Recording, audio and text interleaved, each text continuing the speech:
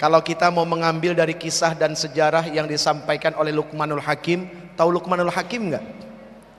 Luqmanul Hakim tahu? Namanya ada di Quran loh. Ya, namanya ada di Quran, surat Luqman. Kalau ada manusia yang namanya diabadikan di dalam Quran cuma dua, kalau nggak luar biasa, kalau nggak burengsek abis-abisan. Firaun contohnya. Nah, ente mau nggak namanya diabadikan dalam Quran? Quran yang baru berarti lebih nggak bener lagi, karena Quran baru. Quran barunya juga nggak bener, apalagi nama kita ada di situ. Wah, udah kacau, nggak ada yang beres. Luqmanul Hakim itu kulitnya hitam. Kalau sudah bicara kulit hitam, perempuan mana ada yang mau? Itu juga yang mau nggak sadar, karena kepentok kepalanya.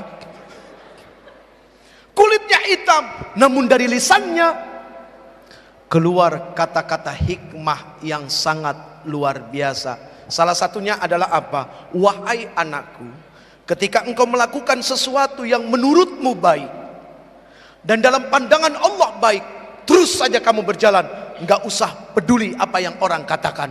Anaknya bingung. Jelas? Enggak. Persis kayak tadi. Jelas?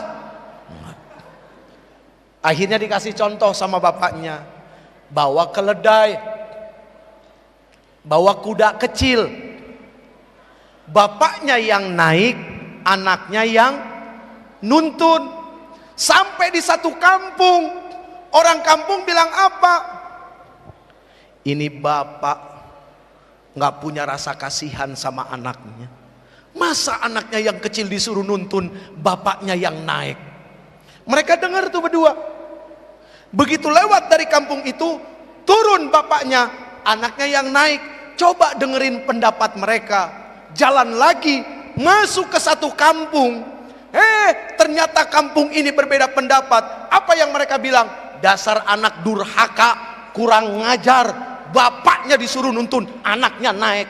Anak dari mana kayak wah, udahlah pokoknya bahasanya macam-macam. Keluar dari kampung itu, akhirnya turun dua-duanya. Kudanya ditarik, nggak ada yang dinaikin sama sekali. Lewat satu kampung, ternyata kampung ini berbeda lagi pendapatnya. Apa itu kampung bilang? Orang nggak tahu diri, masa bawa kuda nggak ditaikin sama sekali? Mau ngapain? Cuma dituntun-tuntun aja. Oh ya sudah, keluar dari kampung, dua-duanya naik, dua-duanya naik. Begitu masuk satu kampung lagi, orang kampung itu bilang apa? Dasar manusia tidak punya sifat kebinatangan. Masa kuda kecil dinaikin dua orang? Akhirnya turun. Kesel Luqmanul Hakim, digendong itu kuda sama dia dibawa. Begitu sampai satu kampung, orang kampung bilang apa? Orang gila, masa kuda naik manusia? Akhirnya berhenti di satu tempat. Apa Luqmanul Hakim bilang? Wahai anakku, engkau dengar apa yang mereka katakan. Ya seperti itulah kehidupan. Jelas ya Neng? Jelas enggak? Jelas? Seperti itulah kehidupan.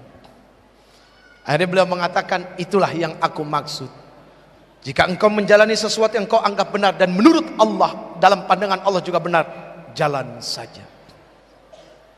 Manusia hanya pandai menilai orang lain, tapi tak pandai menilai diri sendiri. Hidup yang paling capek itu kalau setiap hari suka ngukur orang. Jangan suka ngukur orang sama baju kita, nggak bakalan beres. Sepatu boleh kakinya nomor 31 sama-sama, tapi kan belum tentu depannya sama. Ada yang lebar begini, ada yang begini kakinya, padahal nomor 31. Nggak bisa kita ngukur orang pakai kesolehan diri kita. Sekarang ini banyak muncul panitia-panitia seleksi masuk surga. Muncul menganggap dirinya lebih baik, kelompoknya lebih baik. Yang tidak sama dengan dia neraka, yang tidak sama dia kafir. Ini bagaimana? Allah tidak buat panitia seleksi masuk surga. Enggak, Allah nggak butuh dan Allah nggak perlu. Cukup Allah saja.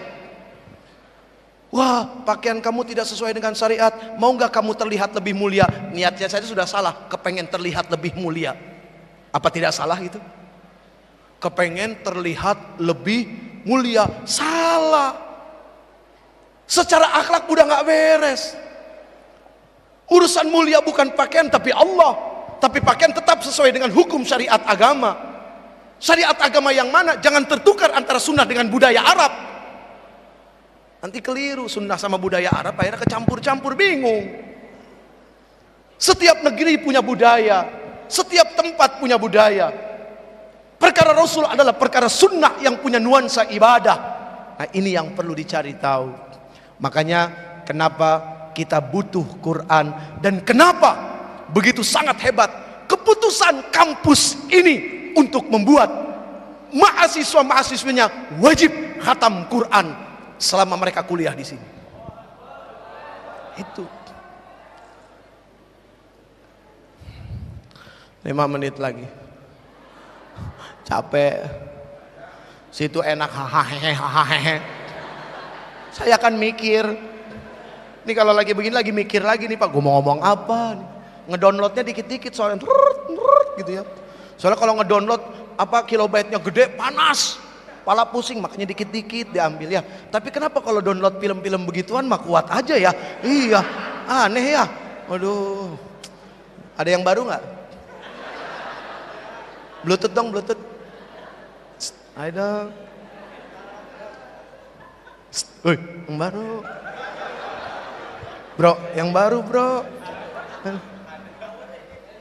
Bokep sama nyokep. Urusan begini Pak, ternyata yang suka bukan cuma anak muda aja, yang tua juga pada demen. Bukan cuma santri aja, ustadz juga demen sama. Ya, ustadz yang mana? Yang ini, yang di luar enggak, semuanya baik-baik. Ya, ini aja yang paling brengsek. 5 menit lagi. Neng, kalau di Jawa tuh panggil perempuan apa? Ndok. Hah? Nok.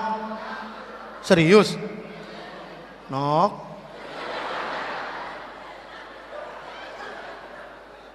Bener lu?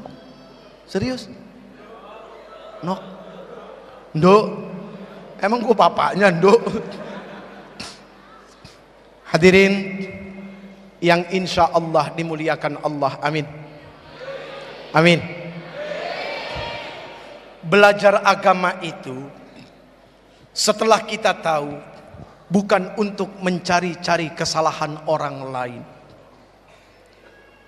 tapi belajar agama itu setelah kita tahu untuk mencari-cari salah di dalam diri. Itulah bijak dalam beragama. Sampai-sampai di dalam Quran kita disebut kuntum khaira ummah. Kuntum khaira ummatin ukhrijat linnas ta'muruna bil ma'ruf wa tanhauna 'anil munkar. Kalian ini sebaik-baik umat.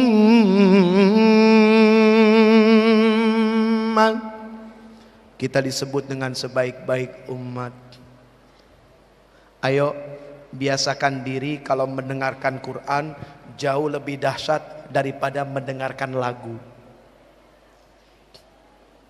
Ya, kalau enggak bahaya buat keimanan. Susah, enggak bisa dengerin lagu, susah bro. Ini dunia bro.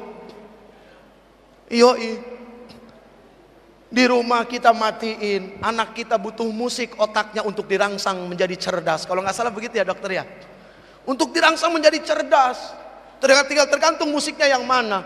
Orang-orang barat bilang, kalau kepengen bayi di dalam kandungan menjadi bayi yang cerdas, dengerin musik klasik, Beethoven, Mozart dan segala macam. Islam lebih hebat, dengerin Quran. Dengerin Quran. Quran jauh lebih klasik. Iya, benar nggak? Beethoven kapan coba tahun berapa? Quran lebih klasik, dahsyat sumbernya. Serius, ada yang hamil nggak? Ada yang hamil? Hah? Belum? Ibu ada anaknya hamil? Maksudnya ada yang hamil gak kakaknya gitu loh.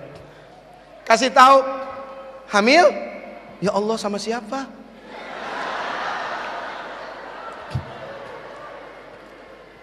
Pasti suaminya. Nih gara-gara suka bercanda nih. Awas, jangan suka bercanda, apalagi sama yang belum jadi suami. Hati-hati. Quran kasih tahu hati-hati. Ingat, di dalam diri kita ada akal dan nafsu. Quran lagi yang ngasih tahu. Nafsu itu pandai memutarbalikkan fakta. Contoh saja, suatu hari si Jeffrey duduk sama cewek. Ya, siapa? Yang duduk siapa? Kurang ngajar lo si Jeffrey. Nggak sopan lo. Tuh ya, bro. Penyakit orang yang sudah digelari itu seperti itu. Bergelar presiden, whatever deh, apapun itu, ustadz segala macam. Sekali waktu dipanggil nggak pakai gelarnya. Jeffrey.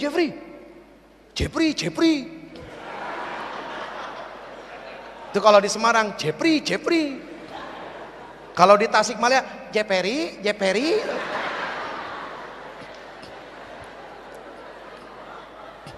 Beda ya. Begitu dipanggil Jeffrey. Bukan Ustadz Jeffrey, enggak. Jeffrey. Si Jeffrey sakit hati. Berarti si Jeffrey sedang mengalami gangguan jiwa. Seseorang tidak akan jatuh hina meskipun tidak dipanggil dengan gelar dan jabatannya.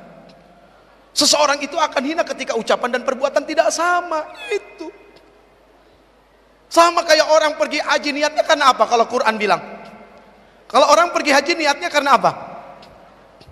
Inna salati wa nusuki wa mahyaya wa mamati lillahi rabbil alamin. Sesungguhnya salatku,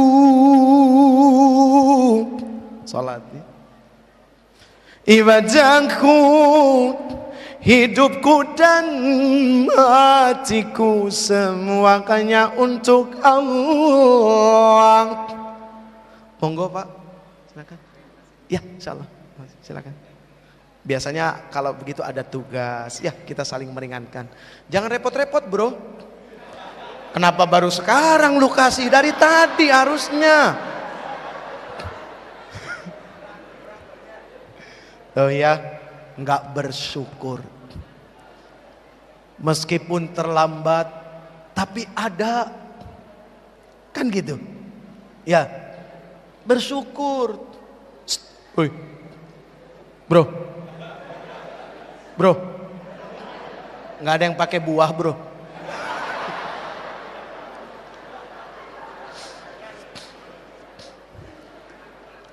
Ayo kita kembali lagi. Quran bilang di dalam diri manusia ada akal sama nafsu. Ini seru nih kalau ngomongin Quran, paling dahsyat nih.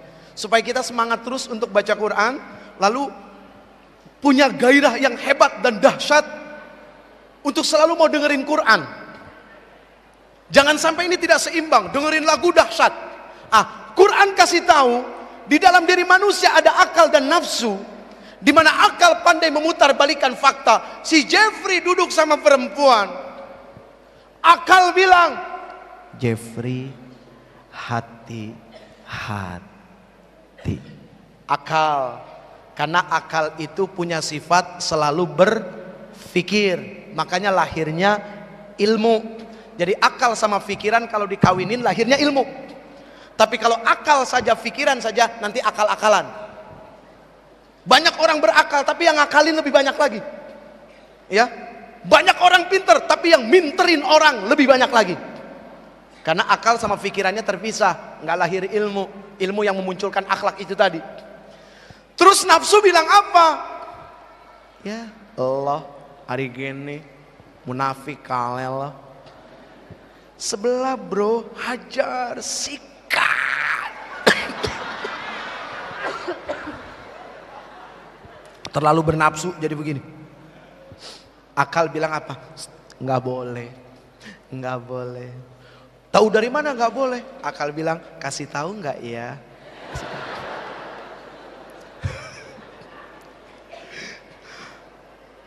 Akal bilang, tanya ilmu. Kata ilmu, kalau laki-laki dengan perempuan sedang duduk berdua, maka yang ketiga setan.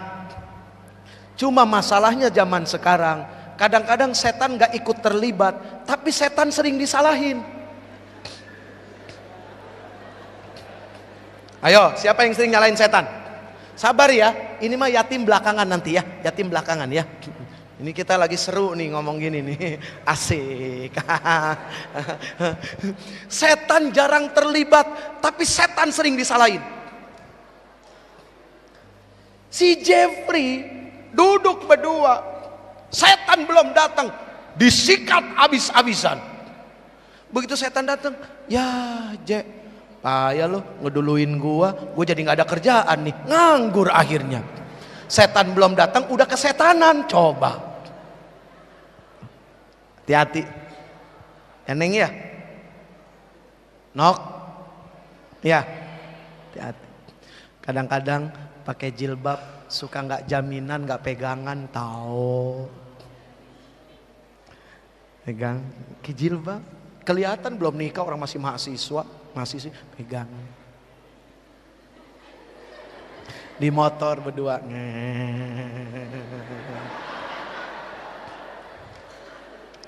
Cowoknya pinter lagi, ya, motornya apa, depannya diturunin, di custom, dirubah, jadi kan begini duduknya tuh. Jadi begitu ceweknya duduk kan begini terus akhirnya. Pinter loh, nyari motor ninja lagi, ya udah kan begini terus. Ya direm, rem, gua tahu pikiran lo. Pengalaman enak aja lo. Pengalaman. Jangan suka nuduh sesuatu yang sudah benar ya. Ya, yang mampu bicara seperti ini Pak, mohon maaf, kalau bukan pelaku siapa lagi? Udah begitu aja.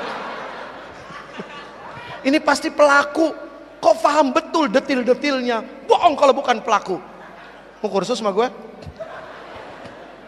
Mohon maaf Pak, ini bahasa saya dengan mereka seperti ini.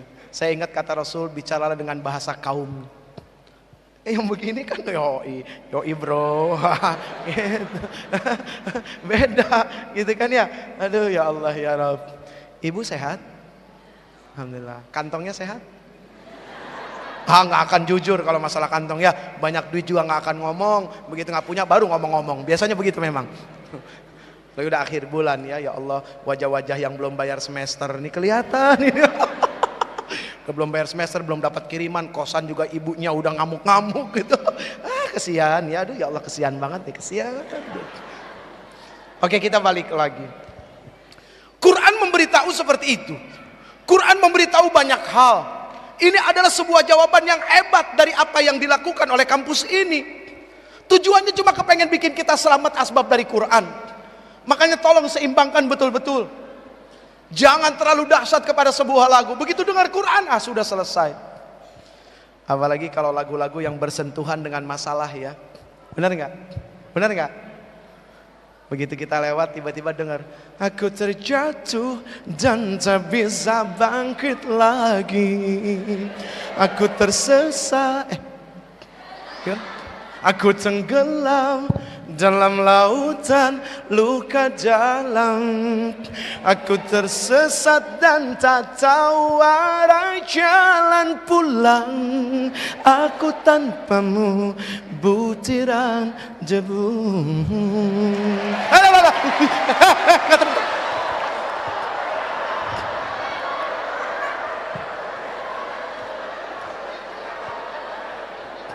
Nggak pakai tepuk tangan. Jangan, please. Begitu dengar lagu ini, ya Allah gile, gue banget. Ya gue banget. Gue banget. Ada lagi bilang, ih gila, lagunya kita banget ya. Kita, lo aja kali keluarga lo. Gitu. Aduh, astagfirullahaladzim. Tapi begitu dengerin Quran, ya, innal ladzina amanu wa amilus salihati kanat lahum jannatul firdausi nuzula khalidina fiha la yabghuna anha hiwala qul law kana al-bahru midadan li kalimati rabbi lanafidal bahru qabla an tanfada kalimatu rabbi. Hafal? Ayo. Qabla an tanfada kalimatu rabbi walau ji'na bimithlihi.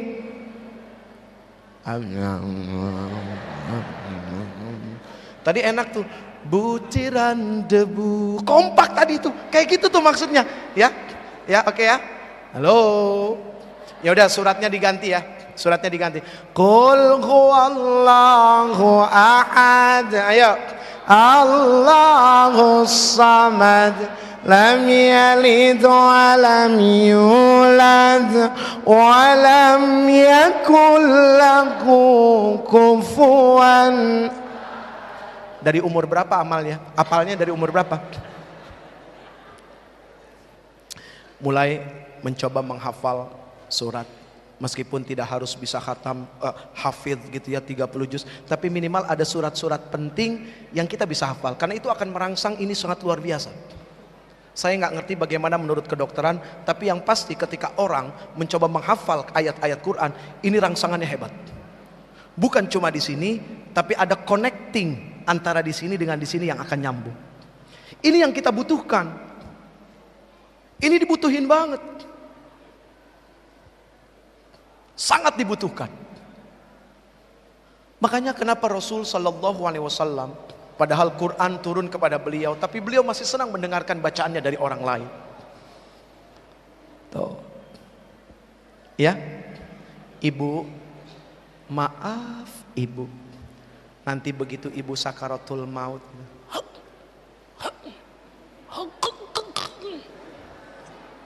ya bu ya, punya anak 3, yang satu pinter nyanyi, yang satu pinter baca puisi, yang satu rajin baca Quran. Saya nggak bilang pinter baca Quran, tapi rajin baca Quran.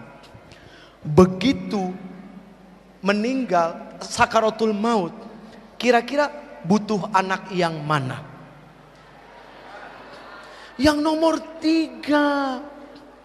Padahal sepanjang hidup anak yang nomor pertama yang paling diperhatikan. Kenapa? Potensi terkenal dan masuk TV ada besar. 90%. Bisa nyanyi, bisa acting. Wah, famous, popular. Ditunggu, senang orang tua. Sampai nggak sekolah pun nggak apa-apa. Bolos, boleh, nggak apa-apa, silakan. Begitu ibunya, bapaknya, kan nggak mungkin anak yang pertama. Bapak, ibu, mari kumpul sebentar. Saya akan menyanyikan lagu yang terakhir untuk bapak. Saya kan nggak mungkin. Loh, mungkin nggak? Nggak mungkin. Tiba-tiba anak nyanyi, kamu kok seperti hantu terus menghantui aku, kamu bikin pusing kepalaku, lama-lama kau terus sakiti aku, kamu gak bergelimangan harta, kamu bukan putri raja dan juga bukan Cinderella, tapi mengapa kau buat aku gila? Kamu keterlaluan, kamu punya simpanan, bukan maafin aku, I'm sorry say goodbye. Gak mungkin. Itu orang tuanya, aduh astagfirullahaladzim. Ini mohon maaf, saya bukan maksud ngelucu loh, tapi nggak tahu kalian ketawa, itu bukan urusan saya. Saya hanya cerita, menimbulkan efek tawa, itu tanggung jawab masing-masing. Kan isi di luar tanggung jawab percetakan, kan begitu aja. Saya cuma cerita kok, memang kenyataannya begitu. Terlepas menimbulkan efek tawa, itu masing-masing saja selera humor, ya kan ya? Nah gitu. Kan nggak mungkin anak yang kedua yang baca puisi, nggak mungkin. Tapi pasti anak yang terakhir Bismillahirrahmanirrahim. Yasin wal Qur'anil Hakim. Ya, innaka laminal mursalin ala siratim mustaqim tanzilal azizir rahim litu'adhira qauman ma a'udhira aba'uhum fahum. Yang ini yang dibutuhin. Yang ini sayang yang dibutuhin. Makanya maaf kalau bisa nanti kepengen cari calon suami tes baca Quran. Sorry bro. Sorry. Loh, salah nggak kalau mereka punya aturan syarat seperti itu? Salah kurang. Lo lagi ya, 3 kali lo gue hitungin lo. Tidak salah. Tiba-tiba kalian kepengen, Mas, nanti kalau kamu melamar saya, aku mau kamu bacain aku surat Ar-Rahman. Cocui.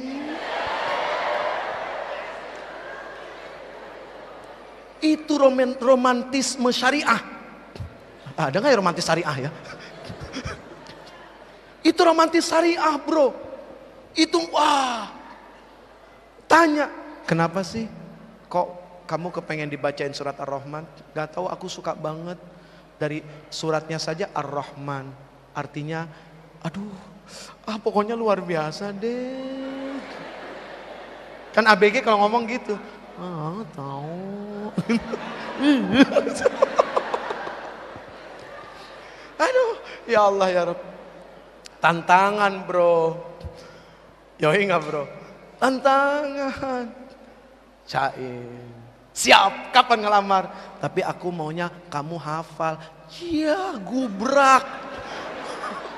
Aduh. Asik kan?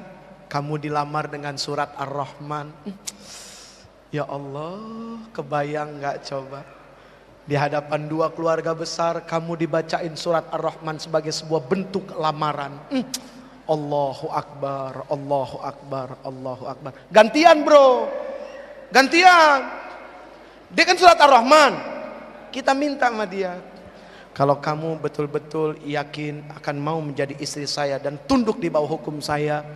Setelah saya baca surat Ar-Rahman, saya juga mau kamu baca surat An-Nisa. Saya panjang amat. Curang. Loh, karena surat Ar-Rijal kan nggak ada. Ada nggak surat Ar-Rijal? Nggak ada. Makanya Ar-Rahman cukup. Kamu An-Nisa. Hah? Ya kan sebenarnya bukan masalah panjang, masalah sungguh-sungguh apa enggak kan begitu. Lo serius nggak sih sebenarnya? Cia. Gitu aja. Ya Allah ya Rabb. Kita kalau, oh ya yang di atas, Assalamualaikum. Yang di atas belum disapa, ya Allah. Subhanallah, penampakannya banyak luar biasa, Masya Allah. Sehat. Ya didadahin dia pulang. Neng mau kemana Neng? Hah? Gak jadi kan jadi duduk. Gak apa-apa sayang. Kalau memang ada keperluan, ya jangan sampai keperluan itu menghalangi kalian. Apalagi keperluannya sangat luar biasa. Terutama keperluan ke kamar kecil, apa segala. Gak usah ditahan-tahan, ya silakan. Bebas saja, bebas. Asik aja. Ya. Jadi kalau kita bicara Quran tuh subhanallah. Makanya saya kaget gitu. Ketika Quran itu menjadi satu ukuran, gitu kan, yang wajib dilaksanakan. Lalu kemudian poin utamanya untuk menggapai akhlak yang bagus. Wih, Masya Allah. Lalu kemudian di dalamnya ada praktek untuk apa? Sebagai usaha pertama diajarkan dari bentuk kasih sayang yang muncul dari akhlak cinta kepada anak yatim. Wah, Masya Allah, luar biasa. Ini gak main-main loh. Ya Allah ya Rabb. Ada yang tahu surat, ada yang tahu alasan kenapa Nabi Muhammad SAW cinta kepada anak yatim? Kesini 100.000 buat pulsa. Ayo. Serius, cowok cewek. Serius. Nggak ngomong bohong nih. Serius. Tenang, gue masih ada lebihnya amplopnya. Tenang aja. Yuk. Sini bro. Satu. Aduh, pegal, maaf. Siapa lagi? Ayo. Cepetan. Biasanya cewek tuh paling berani loh. Ayo. Tapi ternyata di kampus ini laki-laki tetap menguasai, luar biasa. Apa hubungannya? Masya Allah. Silakan, silakan. Asik. Sehat bro? Sehat? Ya. Boleh pinjem halo-halo? Halo-halo? 2. Halo-halonya 2. Asik. Korban pertama. Suatu saat yang namanya manusia harus senang dikorbankan. Berarti dia mengambil sifat Ismail. Hafal nggak surat yang Nabi Ismail mau dipotong? Hah? Belum. Terus ngapain kesini kalau begitu? Kan tadi cuma pancingan aja. Tadi cuma pancingan, kata-kata menjebak supaya pada naik. Pertanyaannya bukan itu sebetulnya ya. Sabar, tenang. Kayak gini deh. Artinya aja artinya. Kan waktu itu Nabi Ibrahim ngimpi, ya kan? Nabi Ibrahim siapa? Ya, ayahnya Nabi Ismail. Kata siapa? Bukan. Hah? Iya deh ya. Gimana sih? Kalau di Salah ada. Sorry, asmuni pun pinten. Pinten? Hah?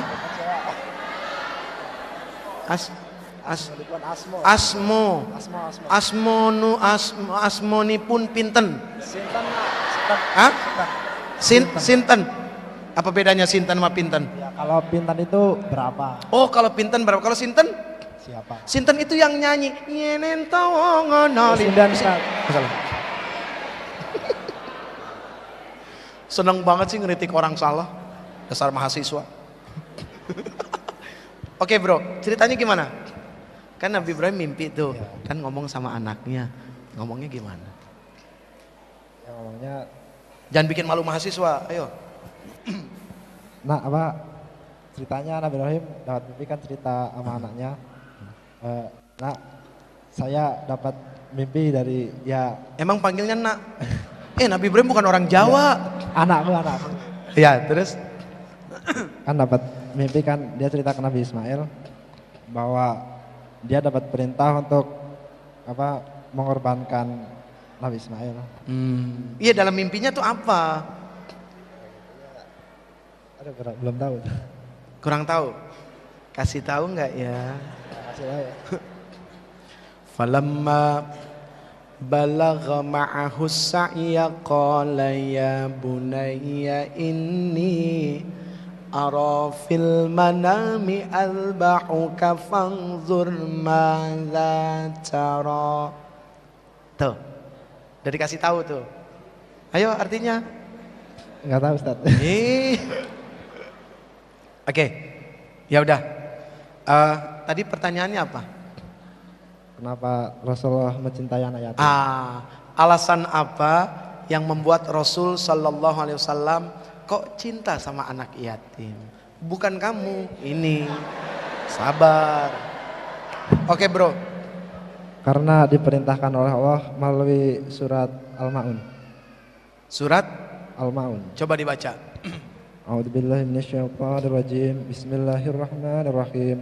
Ara'aital ladzi yukadzibu bid-din fadzalikal ladzi yad'ul yatim wa la yahuddu 'ala ta'amil miskin fawailul lil musallin alladzina hum 'an shalatihim sahun alladzina hum yura'un wa yamna'unal ma'un. Coba sekarang ente baca artinya, ada kolerasinya enggak? Coba. Artinya enggak hafal ya. Ya, gimana? Aduh, wah. Kamu sepakat dengan jawabannya? Kayaknya sepakat kalau lihat dari wajahnya. Iya, sepakat nggak sama jawabannya? Sepakat sama jawabannya. Oke, biar adil ya. Nama ente siapa bro? Rian Ustaz. Ya? Rian. Rian ya. Gile Rian bro. Asik. Maaf namanya siapa? Sofa.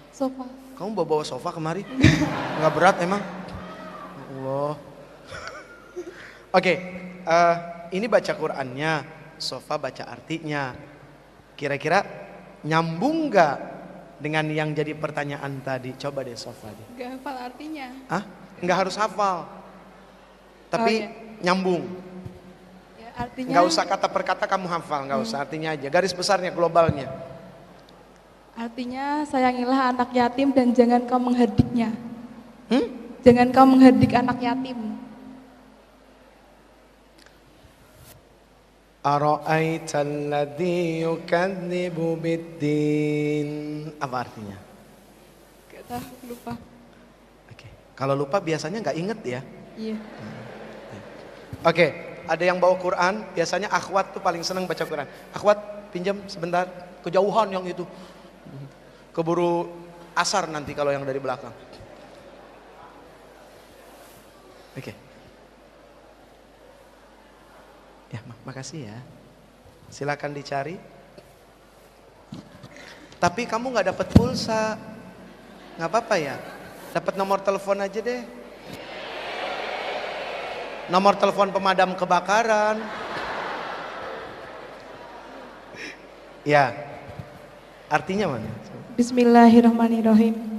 Tahukah kamu orang-orang yang mendustakan agama?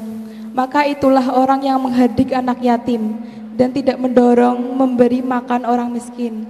Maka celakalah orang yang sholat, yaitu orang-orang yang lalai terhadap sholatnya dan yang berbuat riya dan enggan memberikan bantuan.